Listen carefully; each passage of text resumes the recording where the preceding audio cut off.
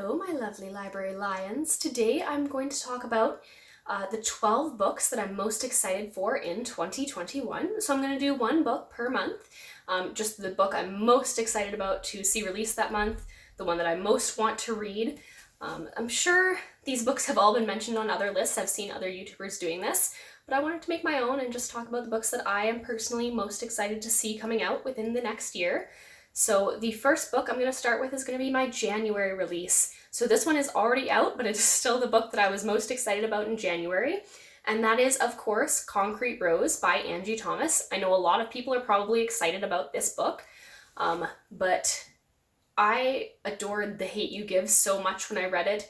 It helped me view things in a different way. It really touched me. It made me uncomfortable, which is something I love when books do because I want to get out of my comfort zone when I read a book. I want to learn new things and see things from a perspective I didn't think about.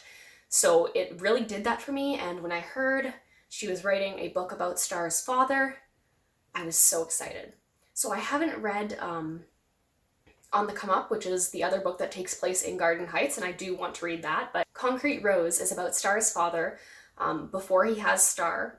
So Star's father is an ex-gang member. He has made a life for himself. He runs a store, he has a business, he raises his children to be good people, and I'm really interested to see him go from that member of a gang to finding out that his wife or his girlfriend is pregnant and that he has to step up and become a father figure for these children. And I just want to see that change happen and see how he becomes the good person that we know that he is, how he steps away from his life in the gang, because it isn't easy to leave something like that. They don't want you to be able to leave, and even in The Hate U Give, people still remember who he was and they don't like that he left. So I'm curious to see how he managed to leave for himself to make a better life for his wife and future children that he has. I thought he was one of the most interesting characters in The Hate U Give because he did have that past doing things like that, maybe because it was what he had to do to survive at the time, and he overcame it, and he still suffers for what he did even though he's far moved on from it. I'm really excited to read this by Angie Thomas. I think the cover is really gorgeous, and it goes really well with the cover for The Hate U Give. I'm really excited to have it on my shelf and to just read it and try and understand more about Star's father's character and how he got to where he is today. My February release is one that a lot of people are excited about, A Court of Silver Flames. I am so happy that Sarah J. Maas has moved on to adult writing. I read her Crescent City book, A House of Earth and Blood, and I thought she was so much better writing adult without all those expectations weighing her down, without her having to, call something a velvet steel sheath instead of calling it what it is. I think she's just a better adult writer. I think she was always a better adult writer, and I really thought A Court of Thorns and Roses should have always been adult literature, even with the sort of censoring that they've done to it. I don't think I would let a child read it. Definitely not someone under the age of 16. I don't think it should have been classed as young adult. I think it's a much better adult read, so I'm really excited that A Court of Silver Flames is adult. I'm excited to see Nessian. Cassian is my best friend's favorite character, so this is going to be big for her. I'm more excited to see Azriel. We don't get to see a lot of him in the original series, and I think he has so much potential to be a really great character, and I really want to see more of him. We've seen a few excerpts of Azriel and Nesta, so I'm thrilled that we will get those, and I really just want to see what she does with an adult world, that she can feel free to write whatever she wants into it and not have to be held back because it's a kid's book. The one thing I am sort of down on is the cover. I know they wanted to redesign the covers to look more adult and less sort of kid-friendly, but they just made them sort of ugly. Sorry, they're ugly. It doesn't match the ones that I already have. I'm not rebuying the series to get these covers that I think are worse, and now my book series isn't going to match, which is a big thing for me. I know it's a big thing for a lot of people who love books. You want your shelf to look nice, and now they're not going to match. Secondly, I think they could have done something so beautiful with the covers. Like, if you look at the House of Earth and Blood cover, it's an adult novel, and it has a beautiful cover. It's painted, it's stunning, the colors stick out. They could have done something that didn't have to look childish and could have still been beautiful. And they just didn't. No shade to the cover designer.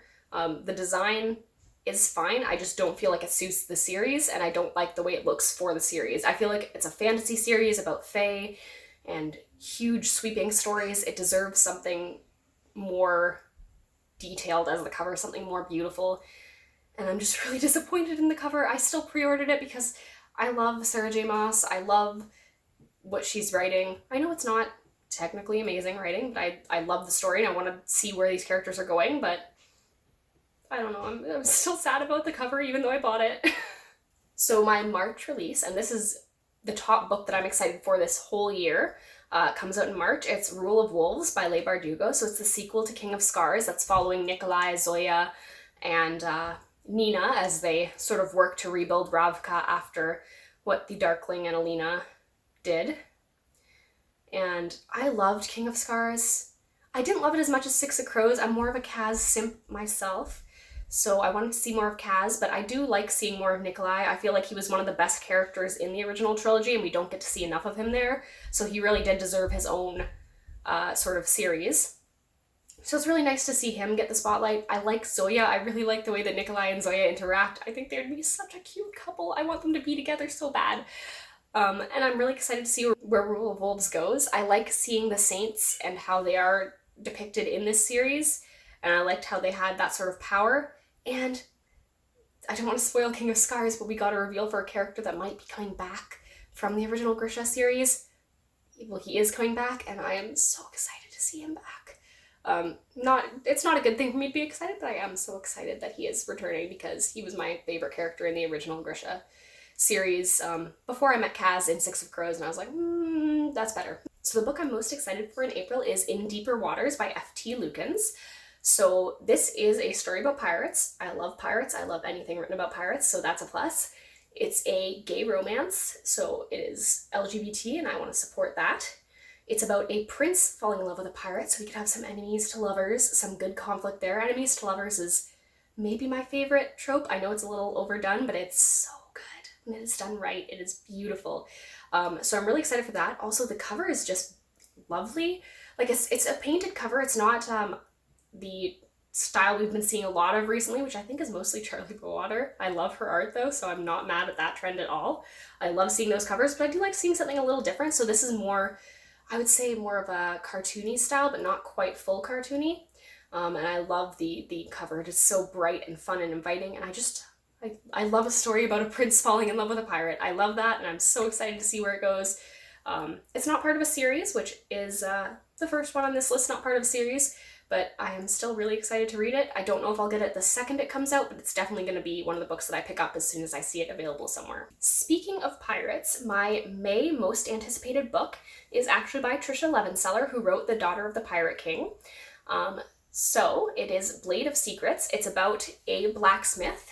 So that's already a great start to the story. I love characters who have unique jobs in protagonist roles. So she's a blacksmith who has been tasked to create this this sort of mythical sword that can hold secrets within it. And that's just a great premise. The cover is beautiful, and I would buy anything that Tricia Levenseller wrote, and I think I would enjoy it because she's an amazing author, and she has a way of getting the atmosphere for things so right and setting a definite mood for her stories. So I love the way that she writes, and I know that whatever she writes is going to be good. So I'm definitely going to read that. I'm going to pick it up.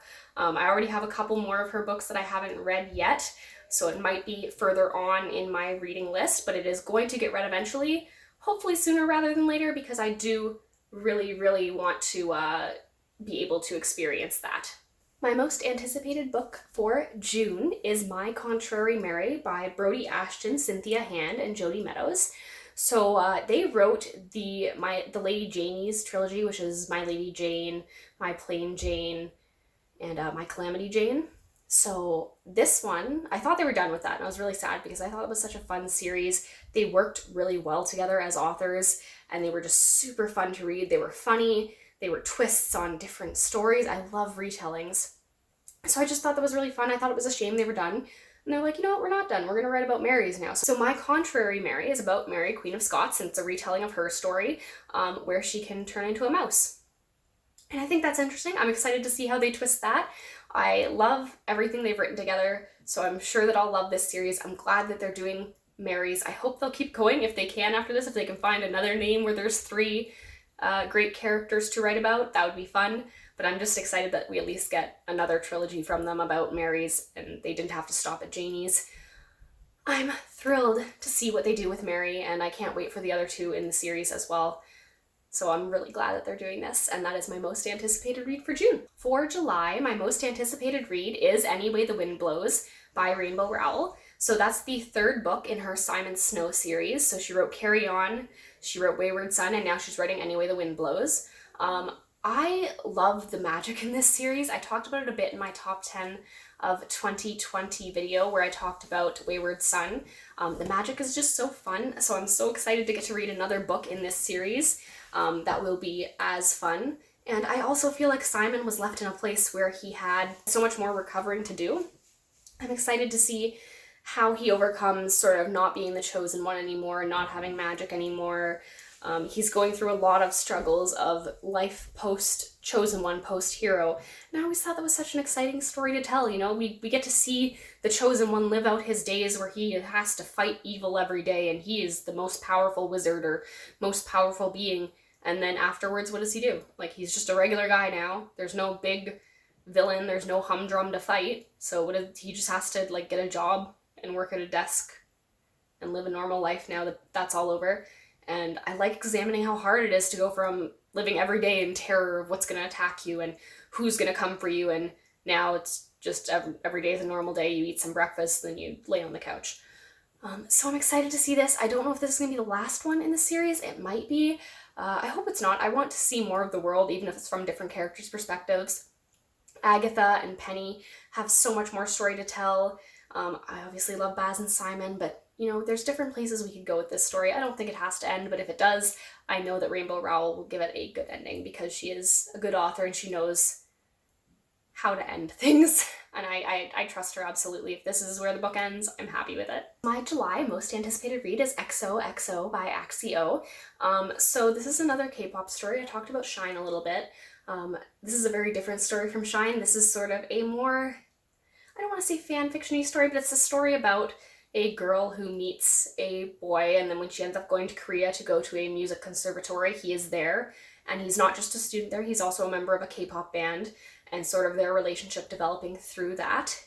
I like stories set in Korea. I like stories set in not America because we get so much fiction that's centered in America or in England. I like to see things set outside of those places, so I think that's gonna be really interesting. And you know what, sometimes we just need a cute, soft romance between a idol and a fan that isn't depicting real idols but is depicting a fictional character, and it can be fun. Like, it's not going to be a deep life-changing story for me, I don't think, but it's going to be fun and fluffy and I'm going to enjoy it. My most anticipated read for September is Once Upon a Broken Heart by Stephanie Garber. This was just recently announced, I feel like.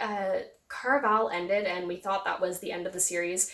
I was really disappointed because I loved Jax and I wanted to see where he went. After we're sort of left on an ambiguous ending for him, and I was so sad because he was my favorite character and I thought he deserved so much more.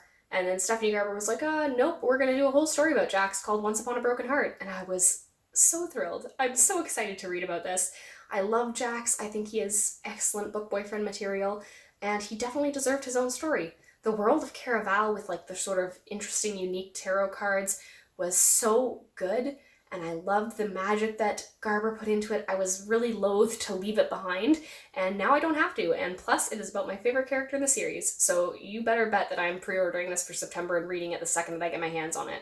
I am so happy to go back into the Caraval series and to be back in that place. My October read, and we're starting to get into books here that don't really have covers, so the release dates might change. They don't have any definitive sort of information about them, but talking about Shine earlier, my October release is Bright. Bright is the sequel to Shine. It's about Rachel, who is a Korean American who went to Korea to pursue her K-pop dream. In Shine, she is a trainee. She's struggling with sort of how toxic the trainee space is, how terrible it can be to female trainees, how it is not equal, how they treat the male trainees and the female trainees, and just sort of that sort of story of her struggling to try and get a debut because this is her dream, and her parents and her whole family have moved to Korea for her to have this dream. And so it's about her trying to get to her dream. Bright, she has accomplished her dream. So in the end of Shine, she is made an idol in Electric Flower. And so Bright is going to be about her and her new K-pop idol group and how they interact with each other, how she maintains status as an idol, and how being an idol sort of affects her life, and how difficult I imagine that it is, because I don't think this is going to be a fun, happy, oh, my dream is achieved and now I'm the happiest person ever. I think it's going to look at a lot about how even once you accomplish becoming an idol, there's still this darkness that affects you, and there's still so much terrible stuff going on in the industry that really brings you down. I'm also excited to see how she ended up becoming an idol, because it didn't seem like she was going to debut, but then it seemed like maybe the boy idol that she had sort of a fling with did something to get her to debut instead of someone else. So I think it'll explore that, but I think it's going to be really good. I really like a duology. I especially like contemporary duologies, and the way that Jessica Jung split this one up is really great. If you didn't know, Jessica Jung, incredibly popular K-pop idol, who eventually left that career, so she does know what it's like, and it's interesting to see an industry insider writing about what it is actually like to be in those positions, instead of just a fluffy imagining of a fan writing what it would be like to be in those positions, because I think we get a much deeper and more nuanced view of the situation. My November most anticipated book might not even come out in November. It has no title, no cover, nothing, but supposedly the sequel to Crescent City is going to come out in November. Or sorry, the next book in Crescent City is going to come out in November, the sequel to House of Earth and Blood. I assume it's probably going to be called House of Something and Something, based on one of the other 3 houses. But I really hope it does, because I'm so excited to read the sequel to this book. I thought Crescent City as a series was a much better place for Sarah J. Maas to be writing as an adult author, with a series that started off as an adult. She had no holds that she had to do. She didn't have to worry about child fans continuing to read this series. So I'm just excited to see where it goes. I really liked Bryce and Danica's relationship, and I liked that that was the heart of the series, but at the same time, we get to see more of Hunt. I want to see more of Rune. I think it would be interesting if we saw sort of some other characters taking point of view chapters as well, because she has such a massive cast in this story and such a big world that it'd be interesting to see, Rune maybe get some POV chapters, or we see some other characters come to the forefront, maybe a character from the house that is the title of the book. Again, there's no title, we have no idea about anything about this book, but I am excited to read it. I'm excited to see where it goes, and honestly, I would read this whole series without knowing anything about it. They could just say, we're releasing a new series by Sarah J. Maas this November, and I'd be like, okay, I'm excited for that. So I don't care that I don't know anything about this book. I'm still going to read it. The second it comes out, I will be pre-ordering it if it is available for pre-order. I hope it comes out in November. I don't have super high hopes because there's no information about it, and she did just release a book in February, so that seems a little short, but we can hope. The final book that I'm excited for this year, this is my big December release, is Fools in Love by Rebecca Podos. So this is an anthology. I love a good anthology, and this one is a bunch of stories by authors that revolve around classic romance tropes, so tropes that we know and love, hopefully like enemies to lovers. I'm still here for that. I hope it's enemies to lovers and other classic tropes, love triangles, bad boy and good boy, those sorts of things, and they're just going to be twisted into different sorts of stories that maybe examine those tropes in a beautiful anthology full of stories. And there's lots of good authors contributing to this, so I have no reason to think it's going to be subpar or not very interesting. I'm excited to see what it's about. I am thrilled to be able to read a new anthology, but again, it's releasing in December, there's no cover, there's sort of very little information on it, so we have no idea what it could be about, or if it'll even come out within that proper time frame, but I hope that it will, and I can't wait to hear more about what sort of stories everyone is writing for it and what tropes were picked to be represented, because they obviously can't do every romance trope that has ever existed. They have to make a decision about which ones to do. So those are the 12 books that I'm most excited for in 2021.